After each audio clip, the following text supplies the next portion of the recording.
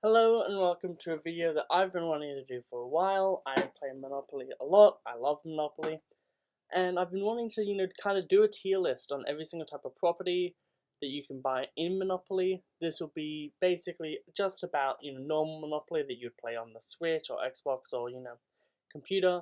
That normal version with the normal rules of the game, so no like, free parking gives you money, or you can't get paid while in jail kind of thing. This is just like normal rules, no house rules. So I'll explain as I go the worst, like going from the worst to the best, and I'll explain why these properties are the worst. Starting off, the worst property in the entire game is the greens.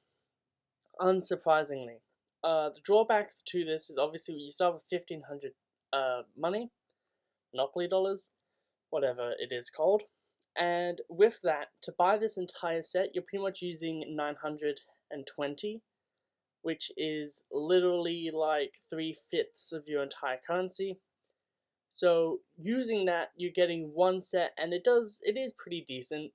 If you can get it in an auction, it's obviously a lot better, but that's basically the only way you try to get the greens. You only get them through auctions because they're not very good, and the houses are just way too much money. There could be the argument made if you have a smaller property set and the green, you could keep it. Potentially, there is the way that you can auction the final house and get all the houses for dirt cheap, but that would require a mad setup, and I just don't think that would be happening. It's very rare that you even auction the last property. But yeah, green is the worst. You only really get it for auctioning, and then you can use it to barter later on in the game. Like, do you want this full set of green for XYZ? That's normally how I see the greens being used. Uh, the next set, the next thing I think is, the next property, if this thing decides to load. Jesus, this thing is jank. There we go. Is yellow. And yellow is better than green because pretty much the best thing in this game is, well, the main strategy is you want to go to jail. Because when you're in jail in the end of the game, you are safe. And unlike green, which I forgot to mention, is just after jail, like the go to jail space, yellow isn't, so potentially you can still make money. It isn't really worth it, however, as we can tell that this is down and red isn't here.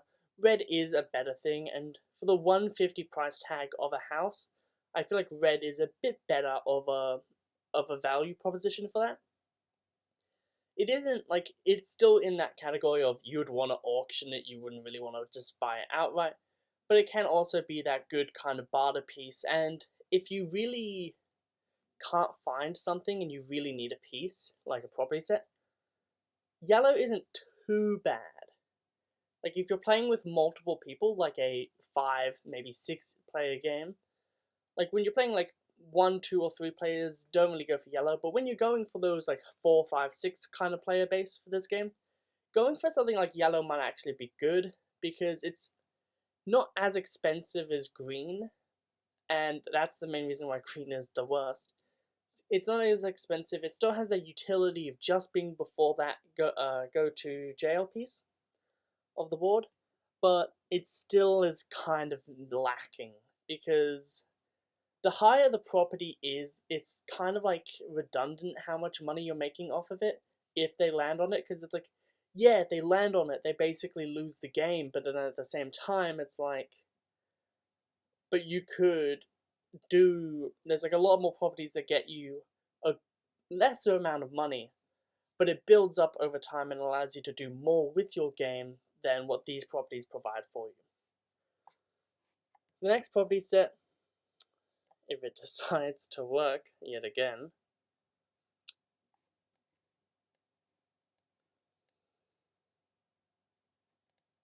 there we go. The next property set is the utilities. The utilities are kind of jank. A lot of people don't really know how the utilities work even. I see many people think that you have to re-roll the dice, when that is not the case. You still use both dice, and whatever the roll of the dice was, when you land on the utility, that gets times by 4 or 10, depending if you own one or both of the utilities.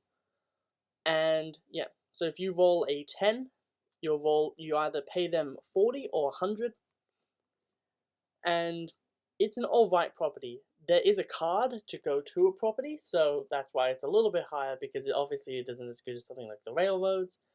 But there is a card for it. The card does not increase it to 100 times. That's another misconception some people have. Like, oh, but like, if you do the 10 times by 10 times, that is meant to be just in case they only own one of the utilities. Because if two people own one of the utilities and the person lands on it, they have to pay 10 instead of 4, kind of like making it a little bit more like, ooh, you had to pay a little bit more. But they're all right. If you land on them, I would say they're decent. They're in C tier, they're decent. If you land on them, I would say you may as well buy them. It's fine. And now, yet again, will this work? Let's see. Okay, there we go, it worked. Yeah, so the blues, well, dark blues, a lot of people think that they're the be-all, end-all set in Monopoly, and really, that's not the case. The dark blues, they do have a card, so you can be persuaded to put them in B tier. I personally won't, but like, they're okay.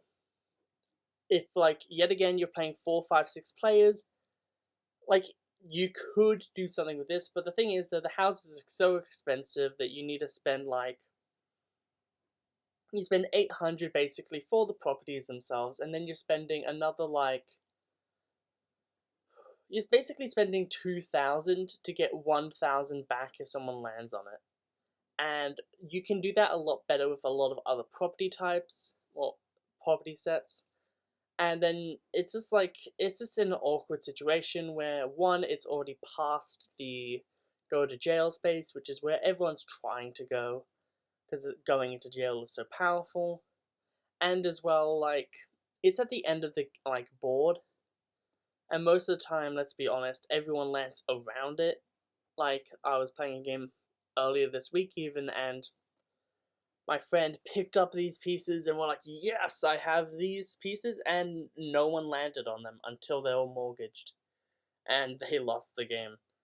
But from my personal experience, I've never seen anyone use them well, even when, like, normally the way it goes is you get the chance card to go to Boardwalk, Mayfair, etc., and that's how you get the property.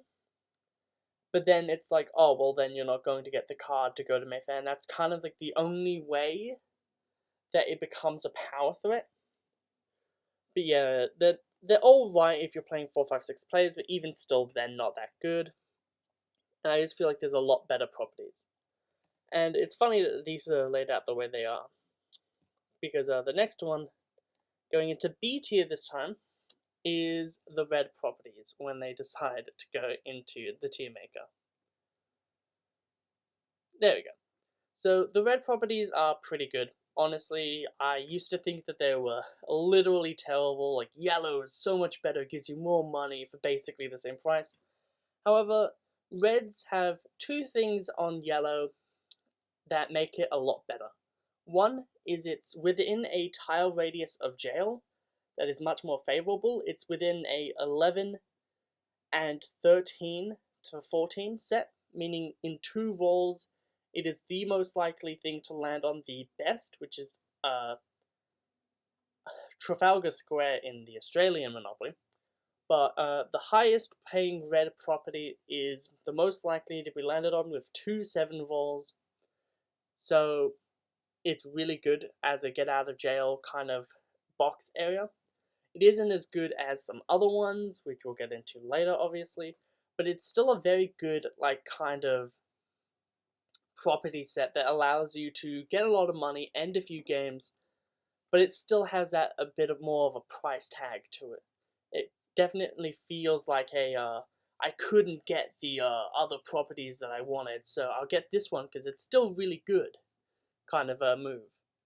So it's not the best, but it's definitely, if you can get the reds, I would say definitely go get them. Next, I would say is the browns, but I think I'm gonna put the browns lower than red. And I was thinking about this in my head, and I was really trying to roll, like, in my head, trying to think, because, like, it's really hard to think about red and brown. They have because brown is a really good property set for, you get whatever you pay to get the browns, you're getting back. You pay $250 for all the houses for one, so $500 for both. And if they land on the brown, they owe you $450. They land on the first one, they owe you $250. So they basically are paying for themselves. They're not really game changing. They're not game winning. They're a very good basic thing, and at the same time, it's also the same thing with the dark blues, where it's really hard to land on them. But because there are cards that send you to go and stuff like that, it can sometimes go in a way where you roll double ones. It's a little bit easier to go from go to brown than it is to go from, let's say, jail to Mayfair. So I feel like the browns are a lot better. They're cheaper. Cheaper properties are often better in this game because putting a bunch of money isn't a good investment when it's harder for that money to come back to you. Next, I'm going to say in A tier, our first A tier pick is going to be the pinks when it decides to load yet again. There we go. So the pink properties are the first of kind of like a triangle of the map, where it becomes really unfair if you were to own all three of them, like literally game winning, because from jail, the best spots are the ones in front of you. If you go to jail and then you get out because you wanted to stall the game and try to make your opponent have to pay you a lot of money, then if they own this line of properties, you have to pay a lot of money back. Pinks have a card to go to the first one, which is very good. It means that there's always a chance that someone might land on the property, but as well, it's really easy to get out of go. Rolling an 11 will get you one immediately. And as well, they have really good housing prices at only 100, 150, 100 to, or 50 to 100 for a house is really good pricing, honestly, in my opinion. The 50s feel like they're kind of yeah, they're nudging the victory in your favor, but with the $100 houses, it's like, I'm really getting that money. 150 is a bit much, and then $200 pricing houses are yeah, we win the game, but is it really worth it for the cost that we have to put down? But with 100, yeah, the prices are really good. You can get some good money back, around 800 for each property. And yeah, it does feel devastating when you land on one of these properties. And as well, if you're playing without the free parking rule, it's if someone owns that line of properties, you might just lose the game by landing on one of these pink ones and then landing on an orange one if you don't already own it. But yeah, pinks are really solid, really good. Definitely go for them. Definitely buy them. Everything from B tier and above, I would say are very safe to just buy if you land on them. Utilities are a mixed case because they're so cheap. You can just go for them if you want to. But they're kind of you don't really need to, because most of the time you're only getting $20, maybe $50 if you're lucky from landing on them, having someone land on them. So it's kind of meh in my opinion. So the next property is really hard to put down, and it's the railroads. So the railroads are a really hard property set to think about in Monopoly because they're so powerful that it's really hard to think, okay, where do I need to where would you put this on a tier list? Obviously S tier, right? I would say no. I think it would be, obviously, if there was an A plus, I would honestly just put it in A plus. I'm not gonna do that though, because Railroad is really good because it gives you 200 if you own all four, even if one is mortgaged. The card that says go to a railroad and play double, that does stack. So if you roll it, if you have all four and they roll on to chance get that card, they owe you 400. And in theory, you're paying 800 to get four spots evenly distributed on the board. They give you 200, and that 200 that keeps coming in can be really, really good to like ramp up your aggression in the later ends of the game when people have a lot of money, people have a lot less money because they're trying to invest in much more, expensive, lower tier properties. So railroads are definitely good, but the one problem with them that makes me not feel like they're really S tier is everyone wants the railroads. It is very hard in a game until the very end, if you're playing like a 4-player game, to really be able to own all of them. I feel like most of the time it will be like one person has one person has three, and they're never going to give them that one because they know that 100 to 200 is such a massive jump in price that they just don't feel like it's worth it at all. And they would rather, just lose the game and maybe let the final person beat them and they have to roll to go onto the property again, kind of thing. I feel like if railroads weren't so sought after, they would definitely be S tier because it is kind of that, like, underdog thing where, yeah, oh, who would want the greens? And then, you can really cheaply auction for the greens most of the time. But for railroads, everyone always buys them when they land on it. So there's not that kind of like mind games where it's like, oh, does my opponent actually really care about this property set? It's like, no, it's the railroads. You want it. So the second best property set, in my opinion, is the light blues. The light blues are in the best position for the start of the game, not the end of the game. Uh, it's also really hard to get them because obviously you have to roll a 6, 8, or 9. Those are such easy rolls to get at the start of the game that if you're playing with more than 2 people, it's really hard actually to get them because you have to do a lot of bartering, trading, or just get insanely lucky that no one lands on these properties. But when you do get all three, it's very good because all you have to do is pay 750 for all the houses and getting the hotels, and then you have properties that give you 550 to 650 whenever someone lands on them. Very good.